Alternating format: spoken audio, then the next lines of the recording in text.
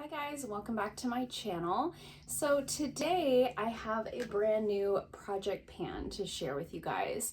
So I was kind of like on the fence. Do I do another project? Last year was my first project pan. It did not go as planned. Obviously last year was a bit of a weird year. I picked all my products out in January, and then in March, of course, everybody shut down and the world got really weird. So the products I thought that I would use up, of course I didn't. I didn't make as much progress on some of the things as I thought I would. I did use some of the things up that were in my project, but definitely not as much as I thought that I would. So I was kind of on the fence about it. I talked to a couple of my friends. One of them was like, yeah, totally do another one. And then the other one was like, no, I'm kind of over it. So I was like, I don't know. So I went on my community tab on YouTube here and I asked you guys, do you want to see another project? Do you want to do something different? I thought about just doing like a products I want to use up this year video. But you guys seem to want to see another project pan. It was like 75% said yes. So here we are. I've picked some products out. I've got 10 products that I want to work through this year. This will be another rolling project. So if you're not familiar with project panning, basically the idea is you pick some products out of your collection and you try to either use them up or hit pan on them within the calendar year. So I feel like now that I've done one, I had a little bit of a more educated decision-making process this time versus last time, and knowing that the world still is a little bit of a weird place, I tried to make decisions on products that I knew I would sort of use either way. It is going to be a rolling project, which means as I use things up out of the project, I will add new things in. Whether it's in the same category or whether it's something totally else, I'm just going to decide in the moment based on what I feel, or if I have a certain product that I've been sort of thinking about adding in, or whatever the reason is, I'm going to kind of make those decisions as I go. But for now, I've picked 10 items in sort of all different categories. So first off, I have this hair treatment. So I have all of the sudden like a plethora of hair treatments. This one is almost completely gone. I've probably got one or two more uses out of this. This is the Schwarzkopf Blonde Me Keratin Restore Bonding Mask. This is just, it's almost the size of my head. This is so big. I've had this forever. It's lasted me a freaking lifetime. As you can see, I've got like one or two more uses in it.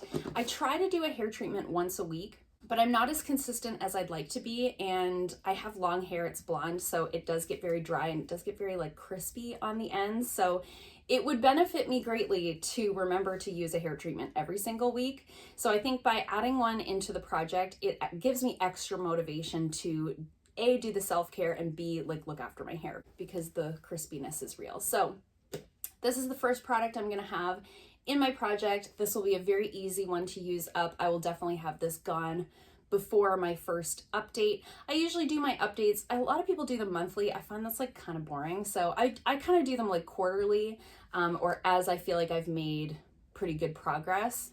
Another sort of category that I feel like I have a lot of right now is like foundations, BB creams, tinted moisturizers. For the longest time, I only had like one foundation, and then I started using BB creams, and then, I don't know, things kind of got out of hand. So for the longest time, this has been my absolute favorite foundation. So this is the Physicians Formula, the Healthy Foundation. I'm adding this to my project for a couple of reasons. Number one, I no longer consider Physicians Formula to be cruelty-free. Just within this last year, they started selling in China. So for me personally, I no longer consider them to be cruelty-free. But before that, it seemed as though this foundation was going to be discontinued, and I like panic bought like 3 of them, and I have this one and one more left. So I would like to work through the ones that I bought, because I mean, number one, they're going to go bad, and number two, I'd like to find something to replace this, something similar that I can recommend to you guys, but I don't want to do that until I've used up what I have. So I'm almost halfway gone with this one. I've marked it right there. It's been bouncing around in my bag on the way to work, but I did let it sit on, I let everything kind of set on the table for a while so I could get the markings. It'll probably take me the majority of the year to use this up because I don't wear foundation every single day. I have, however, been wearing foundation on days that I'm gonna film. So I think I should be able to work through this within the year. And along that same vein, I have added my Pure Lease BB cream. This is the Perfect Glow BB cream. I also wanted to add things that I love using. I think what I learned the last time is some products kind of became like a little bit of a chore because they weren't necessarily my favorites. And so the project was a little less fun than I wanted it to be. So I wanted to pick products that I want to use up, but I also really love. So even though I won't repurchase this, I absolutely love this foundation. It's what I have on today. And I absolutely love this BB cream. You guys know that. I talk about it all the time. And I do have another BB cream at home that is open, and I believe I'm getting a tinted moisturizer in this month's BoxyCharm. So I want to work through this one because it's one of my favorites and because it's also almost gone. So I've marked it here. It's hard to tell with the tube. I can't see through it even through the light, but in like squeezing it, I would say I'm about here. So I'll work through this probably pretty quickly. When I'm not filming, I film about 2 days a week. So when I'm not filming, this is generally what I'm wearing. So I think I'll work through this probably by the first check-in, but maybe it'll surprise me. Another Physicians Formula product that I want to work through is this powder. I have been wearing the Physicians Formula Mineral Wear Loose Powder since I opened my business, okay? And I think that was like 2012. So I've been using this powder for a very long time. It's been my, not this specific one, but this line of powders for a very long time. It's my favorite. I love it so much. But again, I don't consider Physicians Formula to be cruelty-free anymore. And for the longest time, there wasn't a lot of cruelty-free mineral loose powders that don't have talc in them, but now there are a lot more options. So I would like to work through this and find something to replace it. I have, again, a little more than half left. This will probably take me the majority of the year to use up. I used to use powder up really fast. These days I'm not using as much powder. I think because we're wearing the masks all the time, I don't feel the need to like heavily powder my face because it just gets so dry in there. So it'll probably take me most of the year to use this up, but I did want to kind of focus on this one, and I do really enjoy it. I have sort of, this is like a makeup slash skincare product. So this is the Pixi Hydrating Milky Mist. You could use this as a toner. You could use it as a setting spray. You could use it as like a hydrating priming spray. You could use it for a lot of different things. You can see, where did I mark it? Right there. I've got maybe like a third left in there. I really loved this at one time and I still like it, but I think I'm just like kind of tired of it. This is either my second or third bottle of it. So I've used this product for quite a while. I think I've just found other things that I like better as in terms of like a setting spray or a priming spray. So I think what I'm going to do is move this into my skincare cabinet and try using it as a toner. I think I'll work through it pretty quickly that way. And it is like a nice hydrating, calming spray, so I think it will work well for that. So I think we'll work through this pretty quickly. Hopefully by the first check-in, that one will be gone as well. The next two I know are going to take me a long time. So I'm putting 2 primers in the project, and I have a reason for that. So the first one is by Lush. This is their Magical Moringa Beauty Balm. This one will not get used up. So I'm going into the project knowing this. I got this for Christmas from a client. It is a like mattifying primer. I'm trying to open it. It's a mattifying primer. It looks like this. It's sort of a solid balm, but it kind of feels a little bit like a cleansing balm in a way, as like you kind of emulsify it between your fingers. It gets really like slippery, but there's cornstarch in there. So it really helps to mattify the face. So what I really like this for is sort of this is where I get really shiny, as you can see. It is morning, I've just powdered, and I get really shiny, especially on the forehead. So what I like to do with this is prime just sort of this region with this, and then use something else over the rest of my face. This is like a brand new jar. This will not get used up in a year because you need so little of it. But Lush products, because they're natural, because they don't use parabens or like shelf stabilizers or anything like that, they expire very quickly. So the expiry date on this is November 18th, 2021. So I've put it into the project to make sure that I get as much use as I can out of this before it expires. And then the next primer that I put in here is the Benefit Porefessional Hydrating Primer.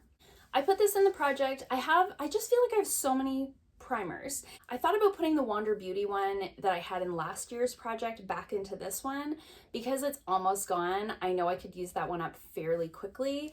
However, I didn't also want to get tired of it. I used it pretty frequently for about a year. and this is probably the smallest bottle of primer that I have in my collection. It's also a primer that I could use on a bunch of people. So I have a couple of weddings booked this summer, and I do makeup lessons fairly frequently here in the salon. So this is one that I could see getting use of not only at home, but also here in the salon. So for that reason, I feel like I could possibly work through it a little bit more quickly than some of the other ones that I have in my collection. You can see I'm about here. So again, a little more than half left in the tube. Well, it's probably more like 3/4 left in the tube. So it's definitely going to take me probably the full year, if I'll even be able to use this up. I'm not sure. The other reason I wanted to add this to my project was this is the only primer in my collection that is not cruelty-free. So I am trying to, I made the decision in 2020 that I was going to go cruelty-free in terms of what I was buying. Now I want to really start working through some of my products that I have in my collection that aren't cruelty-free. You'll probably see me declutter quite a few this year. I'm not going to declutter products that I love. I've already spent the money on them. I may as well use them because it doesn't make sense to me to also be wasteful. But if I can put something like this into the project, love it, use it completely, and then be done with it, I think that's like a great kind of angle to come at it. I think that's a great way to work through some of these products that, even though I love them, I don't feel they have a place in my collection permanently anymore. Then I have a couple of lip products, and then I'm gonna share my final sort of super challenge. Okay, so I've got a lip gloss here. This I've talked about quite a few times. This is the Domini Cosmetics Lemonade lip gloss. I have the color Peach Tea. This is almost completely gone. This is one of my absolute favorite lip glosses in my collection, so it's going to be a joy to use. I've got very little left. It's kind of to that point where there's like a bit in the bottom, but there's like quite a bit that you could still scrape off of the outer part of the packaging. So this will probably last me longer than I'm thinking it will based on how it looks, just because it's lip gloss, you don't use a ton of it at once, but I'll definitely be able to use this within the year. And I just love it so much. It's very comparable in formulation to like the NYX butter glosses. So I think when I'm done with this, I've got quite a few glosses in my collection that are not cruelty free, that I'm not obsessed with. So I think I'm gonna do a big declutter of some of those. And when this one is gone, I think I'll just buy a few of my favorite shades of the butter gloss, and that'll be that. So really gonna enjoy using this up. It's just so beautiful. It's so pretty, so beautiful. I talked about it a lot recently for some reason, which I think is why it was on my mind. And then I've got this product from Indeed Labs. This is their Hyaluronic Volumizing Lip Treatment. This is supposed to be like a super smoothing lip balm. And I talked about this in a speed reviews. I think this is a little bit overpriced for what it is. It's essentially a clear lip gloss with some like hydrating ingredients in it. So I think I paid like $11.99 for it, but I think the regular price on this is like $16.99 or something like that. I just think that's too much for what it is. But it is an okay product. It doesn't irritate my lips or it doesn't dry them out. Like, it is hydrating. It has a little bit of a glossy look to it. It's fine. And I've used quite a bit of it. So I've got more than half gone on that tube. So I think I'll work through this fairly quickly. This is one of those things that I would just throw in my purse. I can wear it underneath a mask because it's clear. It doesn't smear around. Really easy to wear. So yeah, I think I'll work through that pretty quickly. And then last but not least, is this a good decision? I don't know. Last year I had a bronzer in the project. I had a blush in the project. I had a lipstick in the project, which are all like things that people say, don't put those in your project because they're so hard to use up. And they were really, really hard. So I didn't go that route this time. I did feel a little bit last time like I neglected a lot of products within my collection because I do shop my stash and because I had a project pan on the go. I felt like those were the only products that I was really using in my collection, and that kind of bummed me out. Like, I would look at the other things and be like, but I want to use that, but I really need to use up that, you know, Benefit Hoola bronzer, right? So rather than kind of go that route, I decided to go a totally different bad decision way. So I'm including the e.l.f. Mad for Matte eyeshadow palette in the project pan. So this is a palette that I use almost every day. This is the palette that I reach into if I don't have a transition color, if I don't have sort of a cream like flesh color to blend with, if I don't have sort of a mid-tone shade that's matte, I reach into this palette. it's so bizarre because it's such like a inexpensive palette. I didn't even buy this. One of my friends bought it, didn't like it, and gave it to me. And I use it almost every day. So my goal with this, it already looks crazy, so it's going to be hard to show you. So I'm going to very gently show you this way. I've broken this color. I hit pan on this one and then it broke. I've hit pan on this one broke. So my goal basically is to see how much of these first 5 colors can I use up. I really don't use these ones. They're like pretty deep and like a little patchy, but these first 5 are the ones that I use all the time. You can see that I use this all the time. So I thought it would be fun to see how much of these first 5 colors I can use up, because when this is gone, and by gone, I mean destroyed to a point where I can't use it anymore, I'd like to create a little custom palette with very similar colors, either from ColourPop or maybe Makeup Geek. I haven't decided yet, but basically I'd like to create like a self-made, maybe 6-pan or 4-pan eyeshadow palette with like similar colors to these first 5, right? So because this is getting kind of messy, I've dropped it a couple of times. It seems like every time I use it, it gets a little bit more crumbly. I thought this would be a great way to see how much of this I can use up in a year and then replace it with something maybe a little bit higher quality and very specifically the colors that I would want. So am I going to regret it? I just don't know. We'll see. So those are the 10 products that I picked for my Project Pan this year. I feel really good about my decisions this year. I feel very differently about it this year than I did last year, and I was pretty optimistic last year. So we'll see. We'll see how we do. It's January. I'll probably do my next check-in March, April. We'll see. Let me know in the comments below, are you guys doing a Project Pan? I know a lot of people are doing like a low buy or a no buy for 2021. You know, for a lot of us, our financial situation has changed and our makeup habits have changed. So I'm curious to hear what you're doing, if anything. And I'd like to know what you guys think of the products that I picked. Do you think these are going to be really hard? Do you think they're going to be really easy? Are you excited to see the progress? I'd love to hear from you guys down below.